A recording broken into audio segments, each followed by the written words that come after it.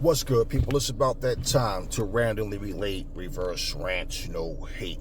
Now, I want to do this card a solid and do it some justice. I'm going to make a quick video about this because we talked about some of the fights on the card. Now, salute Anthony Joshua, and Otto Wallin for coming in there. Otto talked a lot of shit. Anthony Joshua spanked him, made it look easy, destroyed him. Did what Fury couldn't do.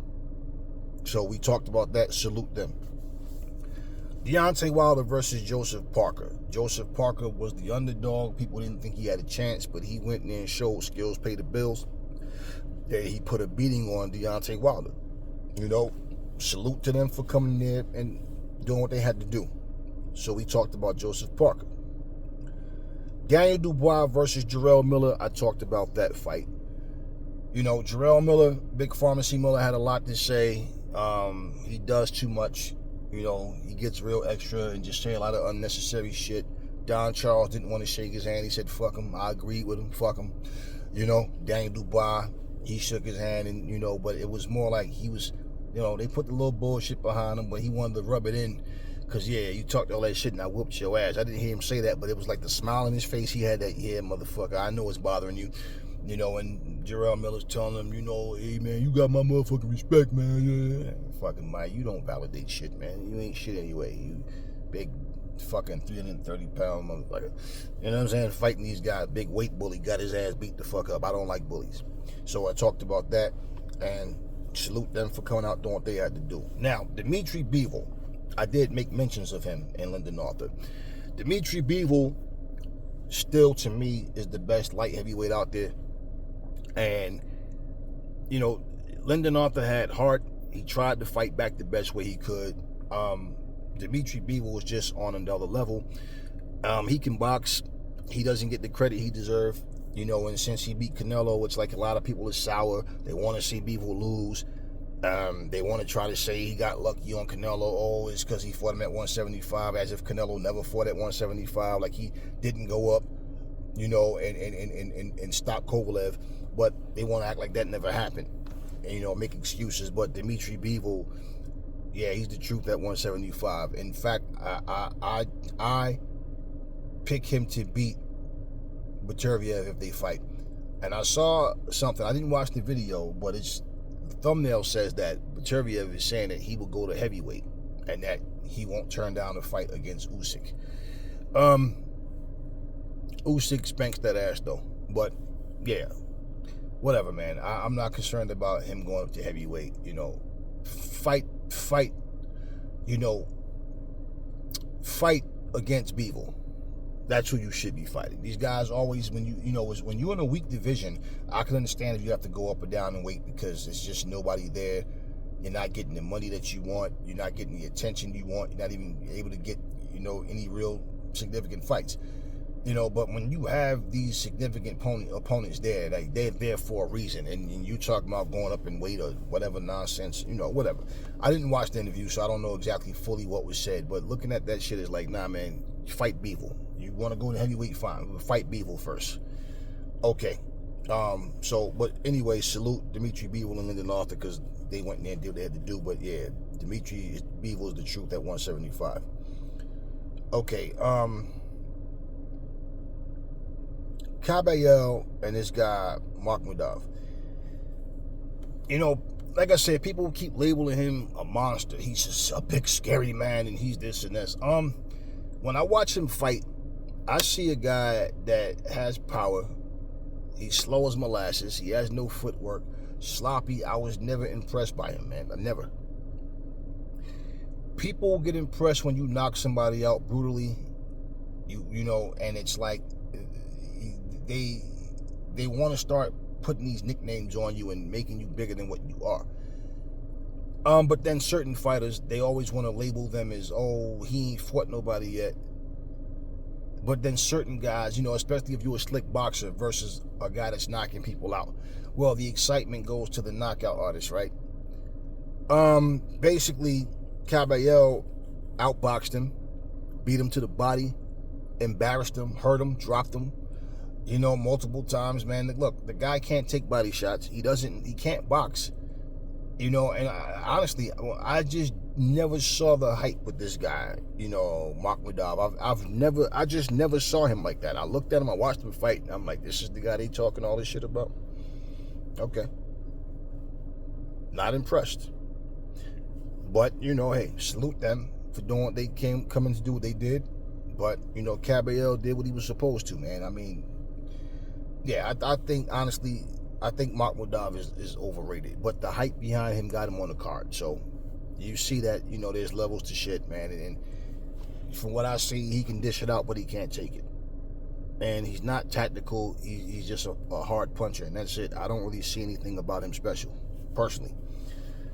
Okay, Jai Opetaia versus Ellis Zorro. Okay, Opetaia, he stretched him. He knocked him out, got him out of there early. And see, Jai Opetaia, he just need better competition in that division, man. He, you know, because it's, you know, these kind of cards. You know, I remember the revenge. They had a revenge card. Terry Norris is on there against Simon Brown in the rematch. They had Julio Cesar Chavez. I forget the guy name that he rematched. Frankie Randall. Every fight was a rematch that night, and it was a solid card. And this is like the first time I've seen something like that, man. And you know, like yeah, it's been a while. Aside from that, or along with that, I can remember them having that Super 6 tournament type of, you know. But like, yeah, I mean, they boxing need these tournaments. I've been saying, have Aries not been saying, we need cards, we need tournaments. We need mandatory shit to happen where these boxers don't have so much control so they can't sit here and play duck, duck, duck, goose. We need this kind of stuff to happen. And I hope that not just the Saudis, but everybody take a page from the Saudis book and say, no, man, look, let's get these fights together. Yeah, you need these kind of cards, man. And especially if you're going to be charging people fucking $80 for some bullshit fights. I mean, let's be real. I like Devin Haney as a fighter. He went there against Regis Prograis and he did what he was supposed to do. But that card was weak. I admit, yeah, I don't hide anything. But what I'm saying is, you can't criticize Devin. And don't start calling Regis a bum when all this time y'all was saying that he was this and that. I just felt like Regis can't box, man. And pretty much, he's going to depend on Haney to make mistakes because he doesn't know how to create openings, you know, and he's not as good as people say. When the fight happened, people were like, damn, you was right, Aries. Yeah, well, I'm just saying, you know, only way he beats Haney is if he can knock Haney out. Only way.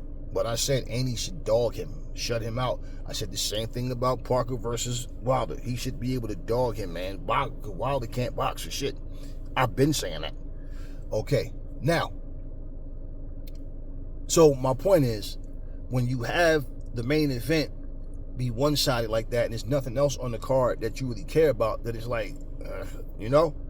So, yeah, like imagine if Jai Opetaia and Ellis Zorro was like a main event on a weak card. Imagine if, you know, Kabayel and Makhmudov was a main event on a weak card. You see what I'm saying? So even when you got names that's respectable, you can still get a first round, second round knockout. You can still get a lackluster performance. You can still get that. So these type of cards are necessary, and I hope we get more of these. Filip Urkovich and Mark Demori. Well, Filip Urkovich got the job done. He did what he was supposed to do. You know, salute to them for doing what they had to do. And look, Filip Urkovich, man, it's going to be him versus, more than likely, him versus AJ. Because AJ wants to be IBF champion. And that IBF, he wants to be 3-time champion. That IBF title is vacant. AJ's now ranked number 2, and Urkovich is number 1. So, you know, AJ getting rid of Otto Wallin, he took his spot. And so he earned it. So nobody can talk that. And that's another thing that pissed people off. Oh, man, how you just going to give AJ the spot? And I said the same thing. Like, how the fuck you just going to give AJ the spot, man? I mean, come on, man. Like, Urkovich is number 1. He should be getting that shot. But, see, AJ is a bigger name than Urkovich. And that's what that was about. And I didn't even agree with that shit. You see what I'm saying? My only counter for that was, don't come talking shit, though, about AJ getting the spot against Urkovich when you motherfuckers had no problem with Wilder versus fucking Robert Helenius and tried to make it like this was some super fight or some shit. And then all of a sudden when Helenius fights AJ, oh, he's a bum now. You know, that type of thing. But no. So AJ earned his shot. And like I told you all in the last video, Otto Wallin won his title eliminator against Barack Rossi. And so, yeah, okay, that's why he did that. And he's a southpaw. I told you guys that shit. So, yeah, AJ went and killed all those demons in one night. So, yeah, shout out to Filip Hrgović and Mark DeMori, especially Filip Hrgović. He did what he had to do. And we'll see what's going to happen. Now, Frank Sanchez versus Junior Fa. I've been telling y'all from day one, man, I like Frank Sanchez as a fighter. That dude is serious. He can fight. The last time that he had a fight, he had got buzzed, and people was, oh, man, he got hurt by somebody we don't know. That's one of the stupidest things that people can say. Okay, so you don't know the person. That means that he's a garbage fighter? I mean, how many people don't know Jai Opetaia? That doesn't mean he's trash. You just don't know him. You understand what I mean? That doesn't mean he's trash. The guy that he fought, now, was he elite? No. It's boxing. He got caught with a shot. Okay, is Francis Ngannou a fucking boxer? No, but he went and embarrassed Tyson Fury, along with Fury embarrassing himself. But yeah, so they was, you know, looking at Frank Sanchez like, you know, they don't get it. The dude can fight. And let's not forget, man, Junior Fa. Now, picture the fight Junior Fa had against Joseph Parker. Joseph Parker got the win, and that's what's important. But Frank Sanchez fucked him up, man, and he caught him with some shots. You see those faces he was making when he got hit. He had Junior Fa hurt, and he had Junior Fa fighting desperate. Frank Sanchez is a serious threat, bro. And like I said, especially in the heavyweight division, when big dudes landing shots, man, like, yeah, motherfuckers can get somebody up out of there. Yeah, y'all sleeping on Frank Sanchez. Frank Sanchez can box, bro. And, you know, my eye for this shit, my understanding, my ears for this shit, all this shit, yeah. Anybody can lose. Anybody, you know what I'm saying? So it's not like if a guy loses that, oh, he's a bum. Nah, Frank Sanchez didn't lose a fight as of yet. But I'm just saying, him getting clipped and getting hurt in the first round by that guy is boxing, bro. Big deal. Big deal. So, yeah, I just wanted to salute the whole card, man, because, you know, that was a solid night of boxing, man. The card was solid. You know, Mark Madov, you know, he had a lackluster performance. You know, Mark Del Mori, I never really thought much of him either, to be honest with you. Frank Sanchez, he did the damn thing. Junior Fa tried to put up a fight. He tried to, just fell short. You know, Lyndon Arthur, he just was, you know, he just got outboxed, man. He got, you know, like I said, Dimitri B was on a different level. You know, Jarrell Miller didn't live up to the, you know, his talk, you know, but Daniel Dubois did what he had to do. Deontay Wilder, Dr. Sleep, you know, talk a lot of shit, but he didn't go in there and stand up, and he didn't live up to the hype of what he said.